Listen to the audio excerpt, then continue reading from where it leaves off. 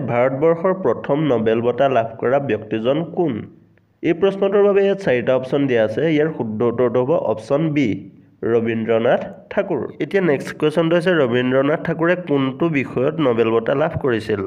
এই প্ৰশ্নটোৰ বাবে ইয়াত 4টা অপশ্যন দিয়া আছে। ইয়াৰ শুদ্ধ উত্তৰটো হ'ব অপশ্যন বি, সাহিত্য।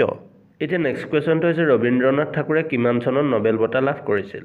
এই প্ৰশ্নটোৰ বাবে ইয়াত 4টা অপশ্যন দিয়া আছে। ইয়াৰ শুদ্ধ উত্তৰটো হ'ব অপশ্যন এ, 1913 চনত। এতিয়া নেক্সট কুৱেশ্যনটো হৈছে কিমান চনৰ পৰা নোবেল বঁটা প্ৰদান কৰা হয়? এই প্ৰশ্নটোৰ বাবে ইয়াত 4টা অপশ্যন দিয়া আছে। ইয়াৰ শুদ্ধ উত্তৰটো হ'ব অপশ্যন চি, 1901 চনৰ পৰা। এতিয়া নেক্সট কুৱেশ্যনটো হৈছে কোনজন ব্যক্তিৰ নামানুসৰি নোবেল বঁটা প্ৰদান কৰা হয়? এই প্ৰশ্নটোৰ বাবে ইয়াত 4টা অপশ্যন দিয়া আছে। ইয়াৰ শুদ্ধ উত্তৰটো হ'ব অপশ্যন ডি, আলফ্ৰেড নোবেল। কোনখন গ্ৰন্থৰ বাবে ৰবীন্দ্ৰনাথ ঠাকুৰে নোবেল বঁটা লাভ কৰিছিল?